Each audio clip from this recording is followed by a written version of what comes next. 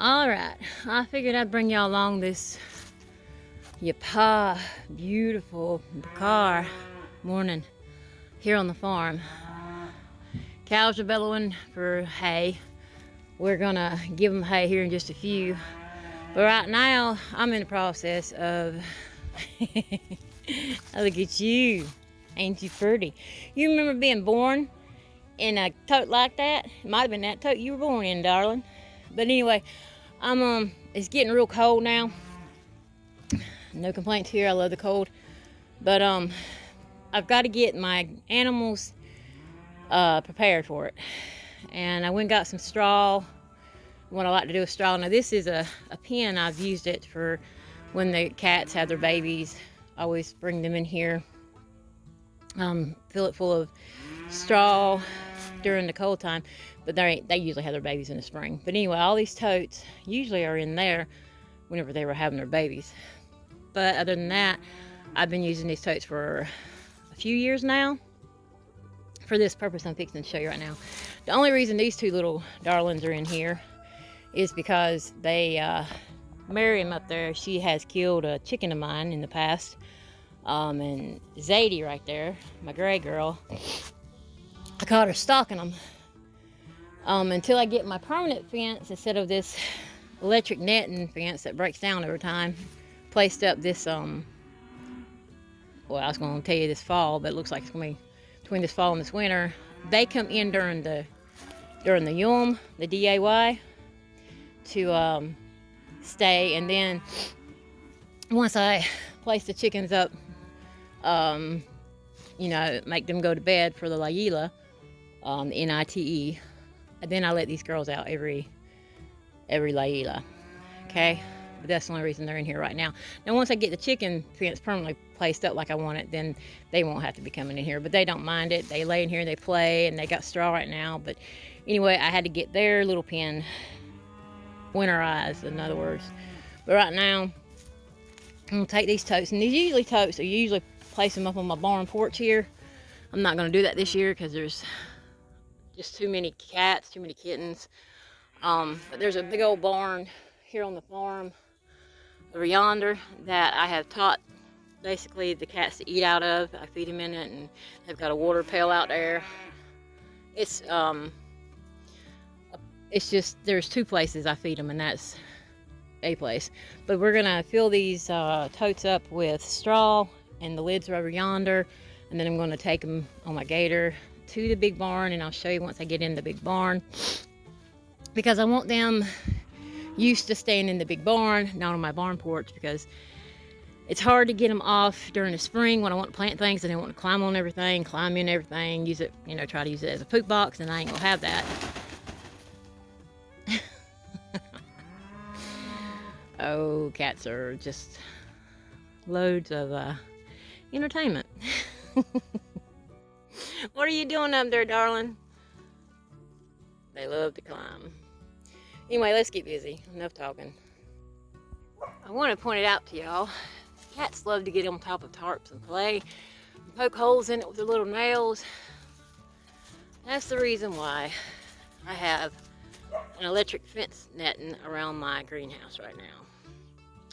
And I'm gonna build a permanent fence around my greenhouse and get that electric fence down, but they would be doing that on top of my greenhouse right now, punching holes all in the tarp, and I would not be glad at all with them. That's why you have to, if you're gonna have animals, you know, make it where the animals can love to be on your farm, and you love to have them on your farm. Don't get too frustrated with them, just work around them. All right, now just grab you a flake of straw. It's just a little section that breaks off. That's a flake. It looks over full, but don't trust me. Once you put the lid on it and you place it in there, the cats will go right through it, and they will pack it down. There's no worry of it being too full. They will have all that laid down flat within a couple of hours after finding it. A cod, what are you doing? I call him a cod because when he was a baby, Patches, she's another mama cat around here, she scratched him in the face because sometimes cats are mean to kittens. Anyway, she scratched him in the face and scratched his eye, and poor little thing only has, you know, that a cod, O-N-E, a cod eye that, you know, he can see out of. But he gets around just fine. But I mean, he's a sweet baby. He is. He's the sweetest little baby, little cuddle darling. But he's fine. He's fine. Ain't you, darling? Ain't you, cod? Yeah. That ain't got nothing to do with you know, an eye shut and an eye covered. So don't think nothing about that. This is just something that happened to him when he was just a little baby. I want y'all to look at my little darlings right here. He was just hanging off looking at me. Hey, kitty. They're just the sweetest things. Where you going? Where are you going, huh? Where are you going, darling? Ain't you just beautiful? Ain't he just purty? Literally purty. He is a darling. He's a darling, yeah. Yeah, he is. Big old beautiful boy. Oh, look at there. Don't be using that as no litter box. You better know better than that. Anyway, here you go. Here's the 4 totes with a flake of straw in them. Now I'm just going to grab the lids, and then I'm going to pack them on top of my gator here, and then take them on over there to the barn, and I'll show you that. All right, we got them loaded up on top of my gator, Dan. That's my gator. And they're just packed up there right now. And we're going to drive really careful and slow to the big old barn that I love. It's falling apart, but man, I bet it was a fine barn in its heyday, or hey-yum. But yeah, we're just going to go ahead and take this over there. All right, here we go. Let's drive a little bit slow, that way they don't bounce off, because there ain't no weight to them at all. Yeah, see that fencing right there? It works, it keeps the cats out, but I'm going to take it down and place up a permanent chicken wire fence on it. And my farm looks a little bit messy because I ain't had time to get to cleaning it up. It's a busy time of the year. Now here's my chickens. I laid down some straw for them yesterday on the outside. Look out, ain't that pretty? And this is the fencing I'm going to replace. It just breaks down over time, and I ain't about to buy no more of it. I just ain't going to do it. I'm tired, sick of it. There's my chickens in their coop. It's full of straw. But anyway, and there's chickens drinking out of a swimming pool. Y'all, if you don't have a swimming pool for your chickens, for a watering hole, there's an idea. All right, let's get on out here. Drive a little bit slow. Oops. I hear them kind of rocking back there. Oh, Yahuwah. Yahuwah. All right, move on, Lacod. Oh, he always gets in front of the gator. I feed the cats too on that kitchen slab right there, the farm kitchen slab. They eat off of that. They've already had their breakfast. All right, let's take you around here. There's a little kitty. That's a little fuzzy darling. Look at him. And he's gonna look just like my big old swain back there, the gray cat I was showing you earlier. All right, here's the big old barn. Believe it or not, it's still holding together all right. But this thing's old, y'all, old. But I don't care how old it is, it's still a thing of beauty. A thing of your paw. All right, let's come in here. It is just something pretty to me. And see, they know. They already know. And I'm bringing them something. Ain't that right, darling? I call all of them darling. But there's Kitty, girl. There's Kitty. I just got too many to to call. Shane over there, he's pretty. He's coming. Come here, Shane. Kiki. Come here, baby. Ain't he pretty? Oh, he's lovely. All right, well, let's take these totes in there, and I'll show you. Okay, I got carrying a tote right now in my other hand. There's heavy whenever you only got a single hand to carry it. All right, this is inside right now. I have to be careful when I'm in here. The cats know better. They know where all the bad spots are, like over there. But this is pretty much a solid walk-in. But there's rooms they come and they hide and they go up in the loft right there that you have to go through that right there to get up into. It's still a beautiful barn. I don't care how broken down it is. It's beautiful, okay? I love it. But here's where we're going to put a tote. And we're going to just line them up in here, and they're going to figure out exactly what the totes are for. I mean, they were born in these totes, okay? Hey, Bo, what are you doing, darling?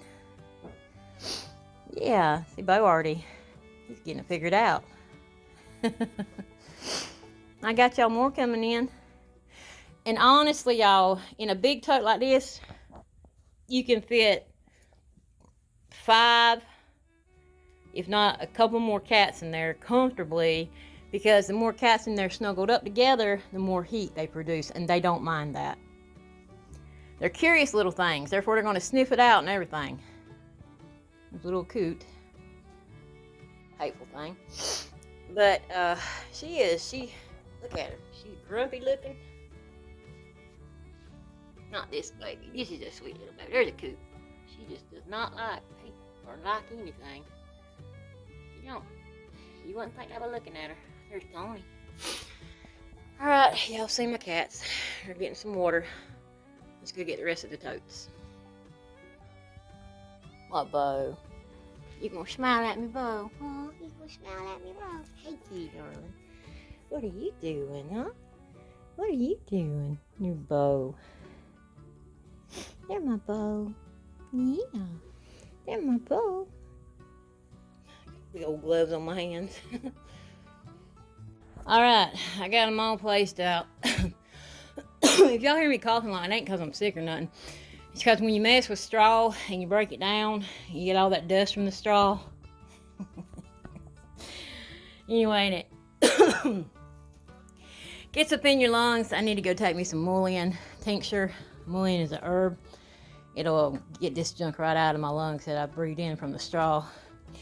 I had this little crate in here a while, and I'm gonna get a flake of straw and bring it in here and fluff that crate up. But look, this is how curious they are, and they know what they're used for. Already in there. I don't wait and see if I can. Hang on. Let me see if I can show you what it's doing in there. All right, let's turn the flash on here. See, already smushing it down in there. They'll get in there and they'll smush that straw on down. Ain't that right, darlings? Okay, but quick tip. I get distracted.